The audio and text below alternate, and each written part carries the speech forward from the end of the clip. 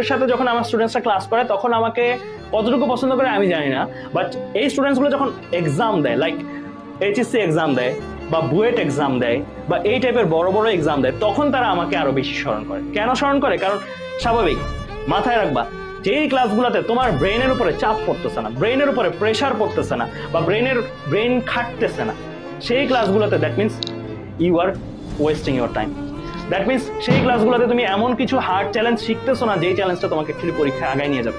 And eventually তাই হয়। আমার দেখা যায় যে আমার সাথে আমার যে স্টুডেন্টসগুলোই থাকে তারা আমাকে স্টুডেন্ট অবস্থায় যে সম্মানটা করে, তারা চান্স পাওয়া বা ওই জার্নিটার পরে আরো বেশি সম্মান করে। কেন এটা?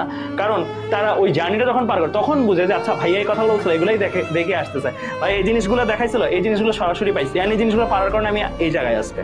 সো তখন আসলে এই জিনিসটা হয়। অ্যান্ড আমি কিন্তু এরকম, অ্যান্ড এই ক্ষেত্রে আমি এটা বলবো যে যাদের ধৈর্য আছে, শক্তি আছে, এবং যারা মনে করো যে না তোমার শর্ট টার্ম সাকসেস দরকার নেই, শর্ট টার্ম এন্টারটেইনমেন্ট দরকার নেই, তোমার দরকার লং টার্ম একটা অ্যাচিভমেন্ট।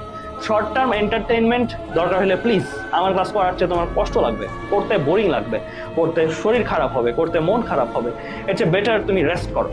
লাগলে আমার ক্লাসের নোটটা পরে দেখে নিও, বুঝলে বুঝছো, না বুঝলে তুমি আমার ইউটিউব ভিডিও যেখানে আমি খুব বেসিক ওয়েতে পড়াইছি, খুব সহজ ভাষায় পড়াইছি, সেগুলো দেখে নিও।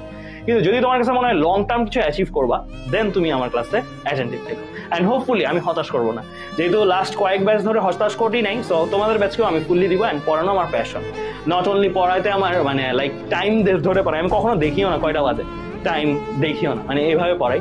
সো ফার্স্ট ক্লাস দেখে ছেড়ে দিছি। সো হোপফুলি তোমার সাথে ভালো একটা জার্নি যাবে।